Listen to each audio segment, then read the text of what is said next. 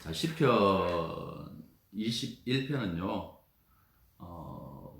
뭐, 보통 이제 학자들이 두 개로 갈라져요. 많은 다수가 왕이 등극할 때에 등극시, 그를 찬양하는 시로 기록했다라고 이렇게 보기도 하지만은, 다른 한편에서는 20장과 21장을 하나의 시리즈로 봐요. 20장이 그렇잖아요.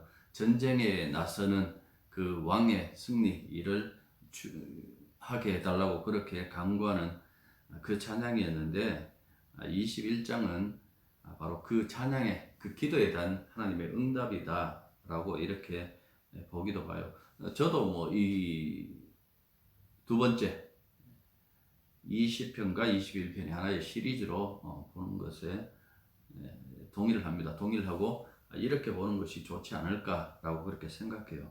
21편은 1960년도 초반까지만 하더라도 여기에 관련된 그 논문이 한 편밖에 없을 정도로 소위 말해서 인기 없는 시편 중에 하나였답니다. 그리고 뭐 그 이후에도 별로 그렇게 달라지지 않았다고 그렇게 말씀을 하시더라고요. 우리 그 공부할 때 그 교수님이. 그러니까 그걸 보면 많은 분들이 여기에 대한 그렇게 깊은 관심을 두고 있지 않은 것 같습니다. 자, 우리가 10편, 20편 할 때에 크게 두 개로 나눴어요. 21편도 역시 마찬가지입니다. 크게 전반부, 후반부 이렇게 두 개로 나눌 수가 있는데 1절부터 7절까지 하고요. 그 다음에 8절부터 13절까지 이렇게 나누면 되겠습니다. 1절부터 7절까지는 하나님께서 왕의 기도에 응답하셔가지고 그에게 승리를 안겨주셨다라는 것을 찬양하고, 그 다음에 8절부터 13절, 12절까지, 13절은 마지막에 이제 전체적인 이렇게 찬양인데요. 거기에서는 왕이 하나님께 위임을 받은 그 왕이 무슨 일을 하는지에 대해서 자세하게 이렇게 이야기를 해주고 있습니다. 첫 번째 우리가 이 전반부를 이렇게 보시면 1절부터 7절까지라고 이렇게 되어 있잖아요. 1절과 2절을 먼저 이렇게 보면 1절 보십시오. 여호와의 왕이 주의 힘으로 말미암아 기뻐하며 주의 구원으로 말미암아 크게 즐거워한다, 이렇게 되어 있어요. 주의 힘하고 주의 구원하고 이 병령을 이루고 있는데, 그러니까 시편을 통해 가지고 왕이 어떻게 구원받았는가라는 그 부분을 이렇게 설명하잖아요. 그런데 이거 뭐 시편 전체뿐만 아니라 신구약을 합쳐갖고 다 봐도 그래요. 결국 주의 구원, 그리고 주의 힘으로 말미암아 우리가 주의 구원을 얻었다라고 그렇게 얘기를 한다고요. 그래서 1절 자체가 보면 전체적으로 어떻게 주님께서 이렇게 역사하시고 당신의 능력으로 왕을 구원하셨는가라는 그 부분에 대하여 설명해 주고 있는 겁니다. 2절 보시면 그의 마음의 소원을 들어주셨으며 그의 입술의 요구를 거절하지 아니하셨나이다. 20장 보십시오. 20장 보면 계속해서 그 얘기를 해요. 환난 날에 여호와께서 내게 응답하시고 야곱 하나님의 이름이 늘 높이 드시며 이 이야기를 한다고요. 성소에서 늘 도와주시고 시온에서 늘 붙드시며 뭐 소재를 기억해달라, 번제를 받아주시길 원한다, 마음의 소원을 허락하시고 내 모든 계획을 이루어 주시길 원한다, 너의 승리로 말미암아 계가를 부르며, 이 모든 것들이 그 기도였는데요. 5절 보십시오. 여호와께서 내 모든 기도를 이루어 주시기를 원하노라라고 20장 5절에서 그 얘기를 하잖아요. 거기에 대한 그 응답이 21장에서 나와요. 그의 마음의 소원을 들어주셨으며 그의 입술의 요구를 거절하지 아니하셨나이다 하고 이렇게 쉘러하고 이렇게 또한 이 곡조를 높여요. 그만큼 이 21편에서는 주님께서 왕의 기도를 들으셨다라는 그 부분을 우리들에게 설명해 주고 있습니다. 그리고 3절부터 이렇게 보시면 그 5가지를 얘기를 해요. 왕이 받은 복이 무엇인가라고 했을 때에 3절 보십시오. 보면 순금관, 황금관, 뭐 황금면류관, 금면류관, 뭐 그렇게 얘기해도 되죠. 머리에 씌우셨다라고 이렇게 얘기를 하셨어요. 그러니까 주님께서 왕을 인정하셨다라는 어떤 그런 측면에서 이렇게 받으면 되겠죠. 그 다음에 4절 보시면 두 번째인데요. 그가 생명을 구하며 주께서 그에게 주셨으니 곧 영원한 장수다. 이렇게 얘기를 했어요. 그렇게 장수 오래 산다는데 그 앞에 영원한이 이렇게 붙어 있잖아요. 그래 영원한 장수 도대체 그러면 이때에 이미 영생에 대한 어떤 기대감이 있었는가라고 그렇게 물어보신다면 그게 아닙니다. 이 시기에는 이 시편 만약에 21편이 바벨론 포로기 이후에 쓰여졌다라면 그렇게 인정할 수 있는데 만약에 그 이전이라면 이때에 말하는 그 생명 그리고 영원한 장수라는 것은 영생에 대해서 이야기하는 것이 아니라 하나의 그 다윗 언약을 보면 하나의 다윗의 집이여라고 이렇게 얘기를 한다고요. 이사야가 7장에 보면 이 다윗의 집이여라는 것이 다윗 가문에 대해서 이렇게 얘기를 하잖아요. 그러니까 가문이 계속해서 영속성을 가지는 것, 가문의 영속성을 가지고 이게 영원한 장수라고 이렇게 얘기를 해요. 그러니까 계속해서 왕권의 영속성을 가진다라면 하나님께서 그를 인정하고 있는 거겠죠. 그런 측면에서 왕의 복에 대해서 이야기를 하고 있습니다. 그 다음에 5절 보시면 주의 구원이 그의 영광을 크게 하시고 존귀와 위엄을 그에게 입히시나이다라고 이렇게 얘기를 했어요. 주의 구원이라는 것은 앞서서 말한 것처럼 그가 기도했던 대로 전쟁에서 승리한 것을 이렇게 이야기를 해줘요. 그래서 승리함으로 말미암아 다시금 존귀와 위엄을 떨치며 이 존귀와 위엄이라는 것이 사실은 하나님의 속성이잖아요. 그러니까 하나님의 속성을 지금 이 왕에게 위임해 줬다라는 그런 의미예요. 그만큼 왕을 사랑하고 왕과 함께 한다라는 그 사실에 대해서 보여주고 있는 것이죠. 그 다음에 6절 보시죠. 6절은 두 개 이야기예요. 하나는 영원토록 지극한 복하고 그 다음에 주 앞에서 기쁘고 즐겁게 하시나이다. 이 두 가지예요. 그러니까 첫 번째는 이 지극한 도대체 복이 뭘까라고 그렇게 얘기를 했을 때에 복을 이렇게 생각하시면 되는 거예요. 이 왕과 함께하면 저주가 삭제되었다라고 이렇게 생각하십시오. 민수기 보면 이 모압의 발락이 이 발람을 불러가지고 부들에 있는 발람을 불러가지고 이스라엘을 저주해달라고 부르잖아요. 그래서 발람이 와요. 발람이 오는데 그 오기 전에 그 나귀가 말하는 그 이야기라든지 그런 것들을 여러분들 이렇게 생각해 보면서 발람이 와서 과연 발락이 요구하는 대로 이스라엘을 저주를 하는가라고 했을 때 저주를 못해요. 그러니까 왜 저주를 못하는가 하니까 그 얘기를 합니다. 하나님께서 복을 주시고 저주를 복을 바꾸는 이스라엘을 어떻게 저주할 수 있는가라는 그런 얘기를 한다고요. 그러니까 발람의 그 말 속에 보면 아무리 저주를 하려고 해도 할 수 없는 그 모습에 대해서 얘기를 하고 있다고요. 이스라엘의 그 복이라는 것이 이스라엘 왕의 복이라는 것이 무엇인가 하니까 이방의 그 어떤 저주가 먹혀들지 않아요. 이스라엘 왕을 치리할 수 있는 분은 유일하게 하나님밖에 없다고요. 하나님이 당신의 말씀에 어긋나게 있을 때에 경고하고 그 경고도 무시하면 결국은 징벌할 수밖에 없는데 그것 외에 이방에서 과연 이스라엘을 저주할 수 있는가? 저주할 수 없다라는 그 말씀이에요. 우리 가끔 그 얘기를 하잖아요. 사람들이 뭐 무당이라든지 해갖고 막 우리한테 저주를 퍼부으면 이렇게 얘기를 하라 그랬잖아요. 반사. 그 얘기 무슨 소리입니까? 네가 아무리 날 저주를 해도 저주가 안 먹힌다는 그 말씀이에요. 오히려 그 자기가 했던 저주가 자기 머리로 돌아가겠죠. 그만큼 이 이스라엘과 그 이스라엘 왕이라는 그 지위 그리고 거기에 담겨져 있는 하나님 사랑이 얼마나 큰가라는 그 부분을 얘기를 해요. 그리고 다섯 번째로는 주 앞에서 기쁘고 즐겁게 하시나이다. 이걸 다르게 말하면 임마누엘이라고 이렇게 얘기를 해요. 그러니까 하나님과 함께 하신다. 구약이든 신약이든 동일하게 그 얘기를 합니다. 결국은 뭔가 하니까 우리가 하나님의 백성이 되고 하나님이 우리의 하나님이 되어서 영원히 함께 거하는 거예요.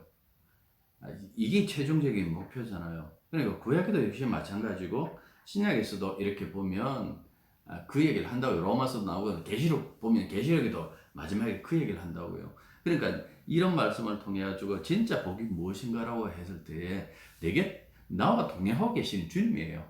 우리는 내가 주님한테 무슨 복 받았지? 라고 이렇게 하고 내가 좋아하는 것들을 챙길 수 있겠으나 사실은 그것은 복이 아니죠. 진짜 복이라는 것은 주님과 내가 동행하는 거예요. 주와 함께 동행하는 것, 그 이상의 복이 있을까라고 했을 때 없다라고 분명히 성경은 말씀해 주고 있잖아요. 그러니까 주님과 함께하는 것이 우리들의 최종적인 목표지. 내가 이 세상에서 잘된 사람이 되었다. 내가 이 세상에서 인정받는 사람이 되었다. 그거는 그림자예요. 그거는 그냥 아무것도 아니에요. 허상이다 라고 이렇게 생각하시면 됩니다. 그런 것들 다 날아가고 진짜 소중한 것은 주님과 함께하는 것. 그리고 우리가 부활의 그 부름을 받을 때, 우리가 눈을 떴을 때 바로 주님 앞에 있는 것, 그것만큼 큰 복이 있겠는가라는 그 말씀입니다. 그 복을 지금 6절에서 이야기를 해주고 있다라는 그 말씀입니다. 7절부터 이제 2부로 들어가는데요. 두 가지, 여기서도 5가지를 이렇게 뽑을 수가 있어요. 이 왕이 어떻게 하는가라고 했을 때에 8절 보십시오. 8절부터 13절까지 이렇게 보시면 왕의 손이 왕의 모든 원수들을 찾아내며 제가 7절을 얘기를 해놓고 말씀을 안 드린 7절은 앞에의 전반부의 결론 부분이다라고 이렇게 생각하시면 됩니다. 왕이 여호와를 의지하오니 지존하신 이의 인자하심으로 흔들리지 아니하리다.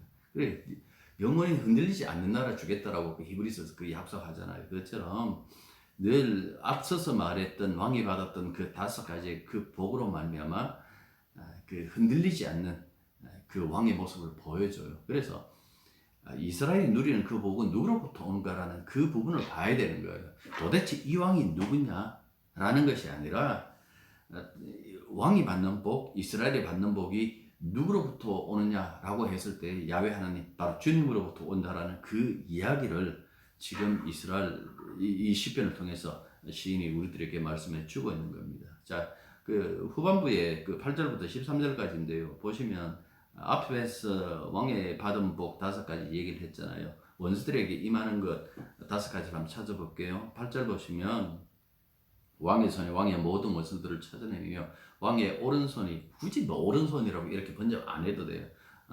왕의 오른손이 왕을 미워하는 자들을 찾아내리로다 이렇게 얘기를 했어요. 이 이야기가 뭔가 하니까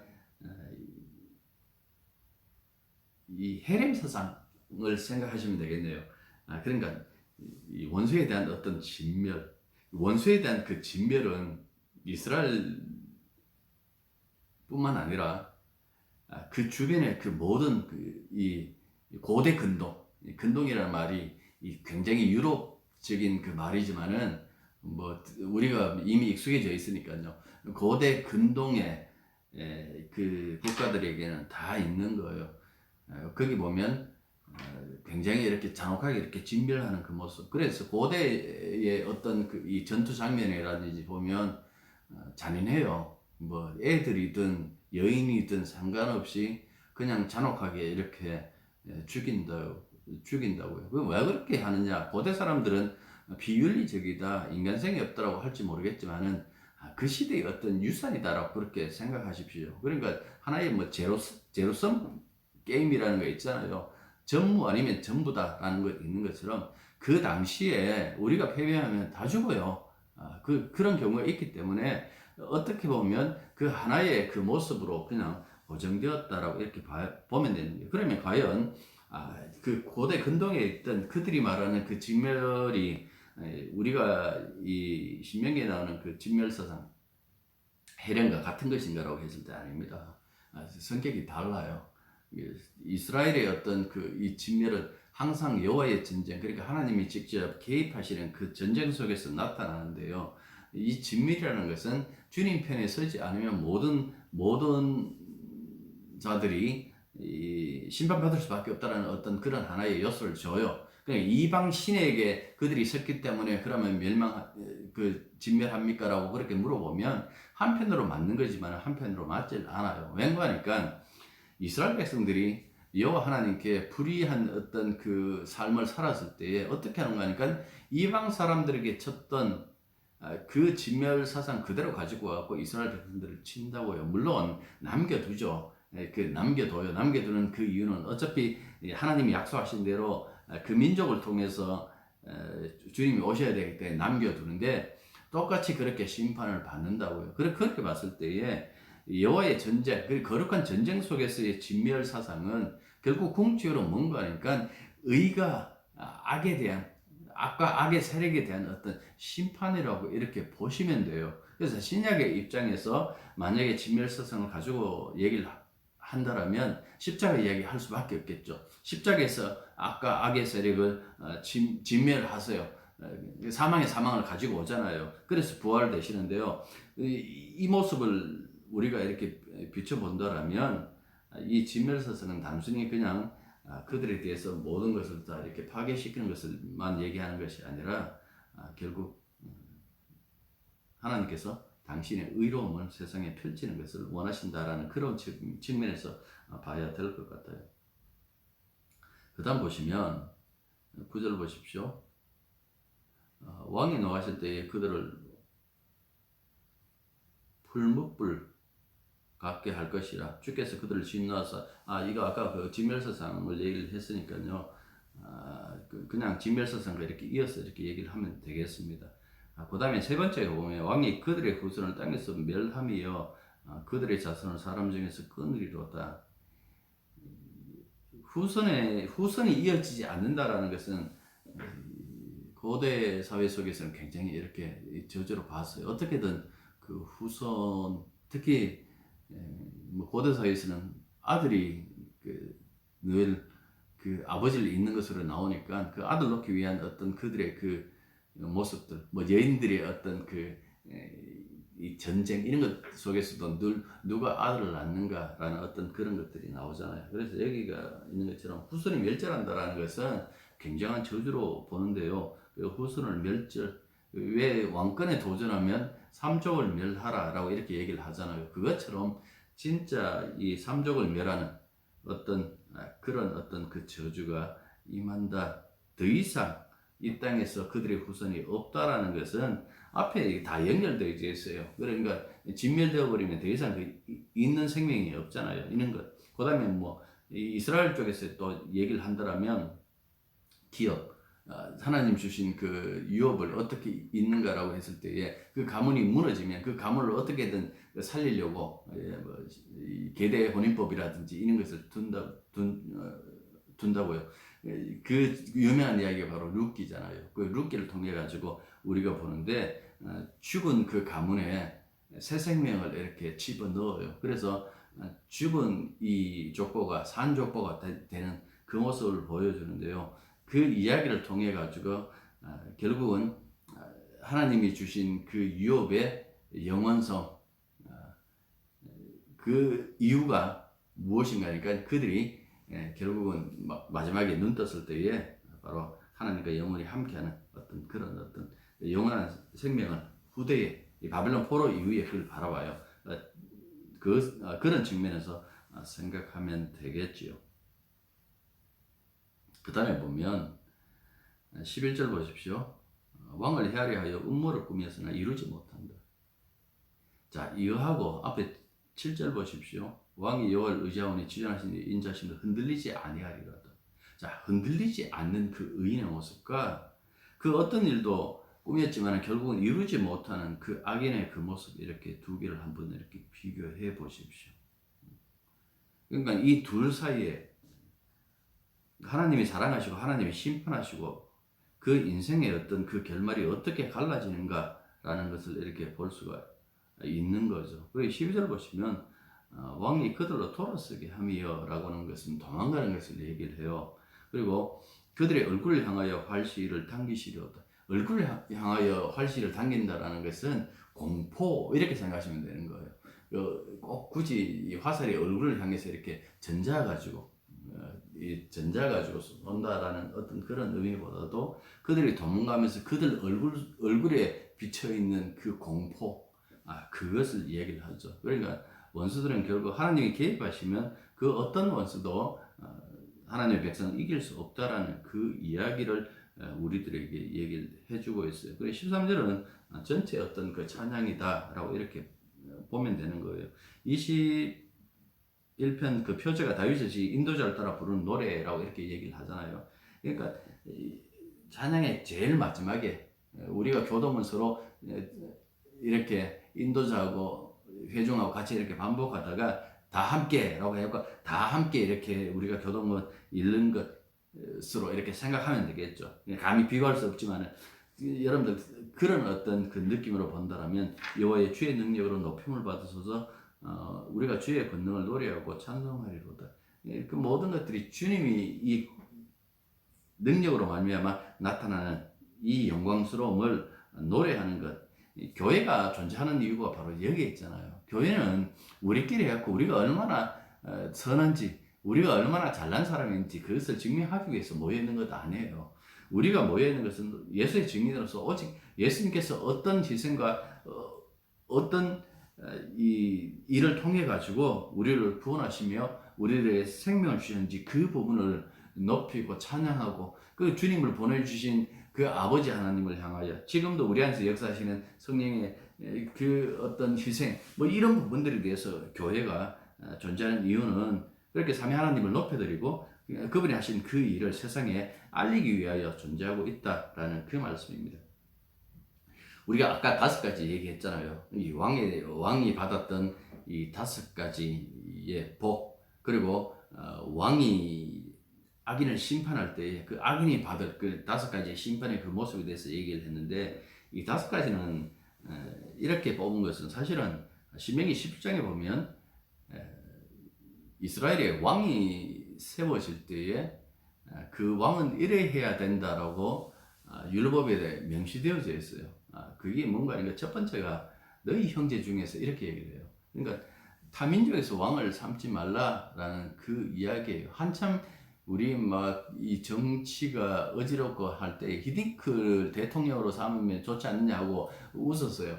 그럴 수 없다라는 것이 항상 보면 이 형제 중에서 라고 이렇게 얘기를 해요. 왜 이것이 중요한가라고 하면 이스라엘 공동체는 하나님께서 선택한 그 선민이에요. 선택한 민족인데 그 안에서 왕이 나타난다라는 그 이야기를 분명히 해주고 있는 거예요. 헤롯이 예수님이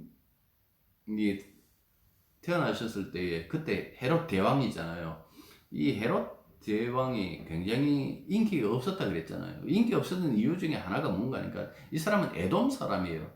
에돔 사람이니까 유다 사람이 아니다 말이죠. 그러니까 에돔 사람이니까 굉장히 미워하고 계속해서 이 로마에다가 사람들을 보내가지고 이 사람 우리 왕이 되면 안 된다는 그 얘기를 계속해요. 그러니까 이 헤롯 입장에서는 굉장히 짜증도 나죠. 나니까 어떻게 하는 거니까 결국은 정치적으로 해결하려고 그래요.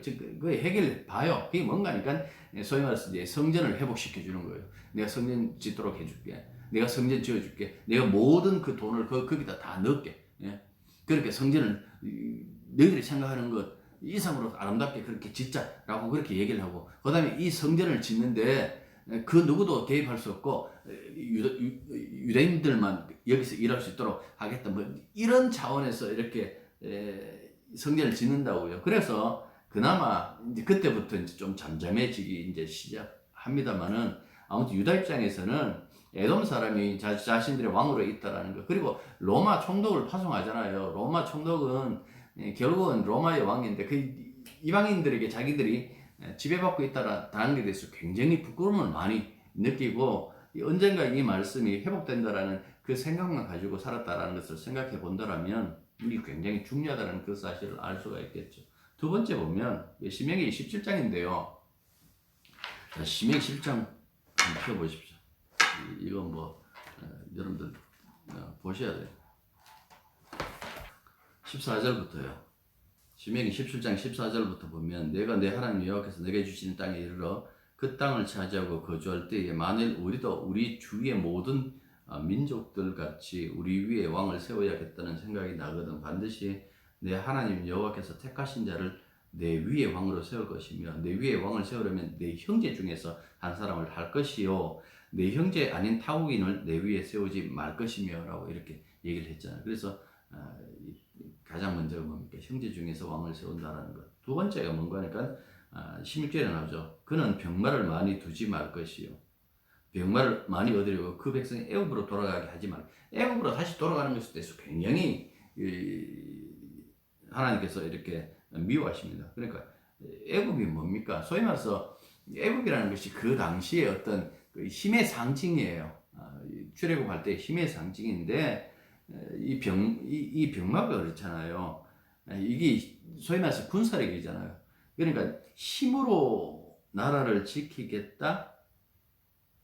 이거는 이스라엘 왕으로서는 할 수 없는 거예요.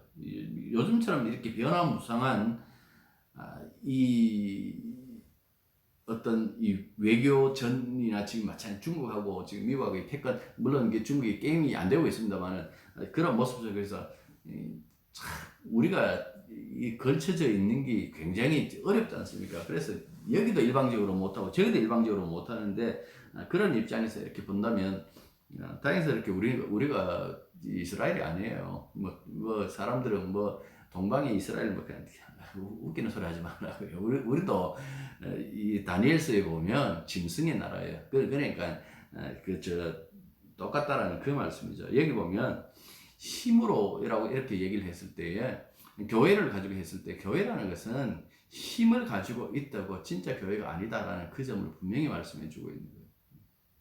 그렇게 보시면 되겠네요. 그 다음 보십시오. 17절 세 번째는 뭡니까? 아내를 많이 두어 그의 마음을 미혹되게 하지 말 것이며 이렇게 얘기를 했어요. 그러니까 아내를 많이 둔다라는 것은 왕이 아주 정력적이기 위해서 혹은 이 뭐 밝혀서 그런 뜻이 아니라 이게 이제 외교잖아요. 우리가 솔로몬의 이 아내가 많은 그 이유가 그가 굉장히 외교적으로 모든 것을 이렇게 해결한다고요. 나중에 이제 솔로몬 얘기를 해야 돼요. 이 5가지 이야기, 5가지 중에서 이 다윗의 아들이니까 이것 하나 빼고는 다 어겨요. 다 어기는데요. 이것처럼 그러니까 오직 하나님만 이렇게 붙들어야 되는데 하나님만 붙들지 않고 그냥 외교적으로 해결하는 그것에 대해서 이렇게 금하고 있다라는 그 말씀입니다. 그 다음에 보시면 은금이 뭡니까? 이것도 역시 이 용병을 사려고 하면 돈이 필요하거든요. 그래 전쟁을 하려고 해도 경제적으로 어떤 뒷받침이 되어야 전쟁을 해요. 그러니까 이 모든 것들이 뭡니까? 힘, 외교 뭐 이런 것 이렇게 되겠죠. 이것 가지고 나라를 지키려고 하지 말라라고 그렇게 얘기를 했어요. 하고 난 다음에 마지막에 5번째 그 얘기를 하죠. 그가 왕이 오르거든 이 율법서를 등사본을 레위 사람 제사장 앞에서 책에 기록하여 평생 자기 옆에 두고 읽어 그의 하나님 여호와를 경외하기를 배웁니다. 그러니까 율법을 이렇게 늘 곁에 두고 여호와 하나님을 경외하는 그 마음으로 가지고 왕직을 수행하면 하나님께서 늘 그의 편에 서서 이 거룩한 전쟁으로 승리하게 하겠다라는 그 얘기를 해요. 근데 솔로몬이 처음에 일천 번제를 드리고 하나님한테 소원 빌 때 그러잖아요. 내가 뭘 줄까? 라고 하는데 원수 갚아달라는 소리도 안 하고 장수 왕들이 늘 오래 살게 해달라고 그렇게 기도하는데 그 기도도 안 하고 뭐 재물 많이 달라고도 안 하고 그렇게 얘기를 하잖아요. 나는 어린아이다. 지혜를 주십시오라고 그렇게 하고 지혜를 줬다라고 그렇게 얘기를 해요. 그럼 과연 지혜로 가지고 제대로 이 나라를 다스렸는가? 잠깐 그랬어요. 앞서는 그렇게 했지만 가면 갈수록 뭡니까? 결국 병마에 그 다음에 이 수많은 아내, 이 외교, 그 다음에 이 당시에 경제가 얼마나 발전했는지 한 달에 1년에 세금이 금 666달란트 엄청난 말이에요. 그래서 얼마나 금이 많았던지 뭐 금방패, 시위대의 금방패 이야기도 나오잖아요. 그만큼 이렇게 많았어요. 그러니까 결국 어떻게 보면 이 솔로몬은 하나님 등쳐먹은 어떤 왕이다. 지혜롭다라고 해도 그런 모습밖에 보여준 것이 없다라는 그 말씀입니다. 그러면 사람들이 얘기를 하겠죠. 어떻게 아까도 당신이 얘기했지 않느냐. 지금 이렇게 나라가 안팎으로 다 어려운데 어떻게 주님이 한 분만 바라보면 살 수 있겠나라고 그렇게 얘기를 할 수가 있어요. 예, 그렇게 얘기할 수 있어요. 할 수 있는데요. 제가 이것 하나만 얘기하죠. 요즘 이 작년에 이어가지고 미국 아카데미 상의 그 여우조연상에 윤여정 씨가 지금 거의 뭐 확정 사람들은 뭐 90% 이상 아니겠나라고 그렇게 얘기를 해요. 윤여정 씨가 나왔던 영화 중에서 개춘 할망이라는 것이 있다고요. 할망이라는 것이 이제 저희들에서 할머니라는 건데 거기 보면 자기가 어릴 때 잃어버린 그 손녀 아닌 것 아는데 그 손녀 노릇하고 있는 걔 붙잡고 그렇게 얘기를 해요. 그냥 전적으로 너를 믿어주고 너를 신뢰해주는 딱 한 사람만 있으면 인생은 살아갈 수 있다라고 그렇게 얘기를 해요. 전적으로 믿어주고 전적으로 밀어주는 그 한 사람만 있으면 인생은 살아갈 수 있다라고 그렇게 얘기를 한다고요. 그런데 생각해 보십시오. 우리가 창조주 하나님을 의지한다라는 것, 우리 주님을 의지한다라는 것, 우리를 진정으로 사랑하는 그분을 의지한다는 것, 이것만으로 충분히 인생을 살아갈 수 없다고요. 만약 그렇게 생각하신다면 그 사람은 아마 성도가 신자가 아닐 거예요. 진짜 성도는요, 그 어떤 경우에도 바로 이 한 분 하나님은 오직 부여잡고 그렇게 살아간다라는 그 말씀입니다. 이분이 어떤 일을 하셨는가라는 그 부분은 교회가 다 알잖아요. 우리가 빌립보서 2장에 보면 우리의 진짜 왕 되시는 예수님께서 어떤 일을 하셨는지라는 그 이야기를 분명히 말씀해 주고 있어요. 이것 읽고 제가 기도할게요. 그는 근본 하나님의 본체시나 하나님과 동등됨을 취할 것으로 여기지 아니하시고 오히려 자기를 비하 종의 형체를 가지사 사람들과 같이 되셨고 사람의 모양으로 나타나서 자기를 낮추시고 죽기까지 복종하였으니 곧 십자가에 죽으심이라. 이러므로 하나님이 그를 지극히 높여 모든 이름 위에 뛰어난 이름을 주사 하늘에 있는 자들이나 땅에 있는 자들과 땅 아래에 있는 자들로 모든 무릎을 예수의 이름에 꿇게 하고 모든 입으로 예수 그리스도를 주라 시인하여 하나님 아버지께 영광을 돌리게 하셨느니라. 이게 진정한 왕이신 주님이 우리들에게 베풀어 주신 그 영광과 은혜의 모습입니다. 우리가 교회로서 여기에 참여하고 있다는 그 사실을 잊지 마시길 바랍니다. 기도하겠습니다. 주님의 은혜와 그 사랑 가운데서 우리 왕을 향한 아버지 하나님의 그 사랑이 얼마나 깊은지, 왕과 함께 그 백성이 누리는 그 복이 얼마나 큰지 우리가 말씀을 통해서 늘 깨달을 때마다 오직 한 분, 우리 주님 의지하며 우리를 사랑하신 주님만 붙들고 인생 살아갈 때에 결코 슬프지도 않고 결코 부족하지도 않고 결코 모자람도 없다라는 그 사실을 알게 해 주시사 오직 주와 동행하는 그 삶의 기쁨을 누리게 하옵소서. 예수님 이름으로 기도드립니다. 아멘.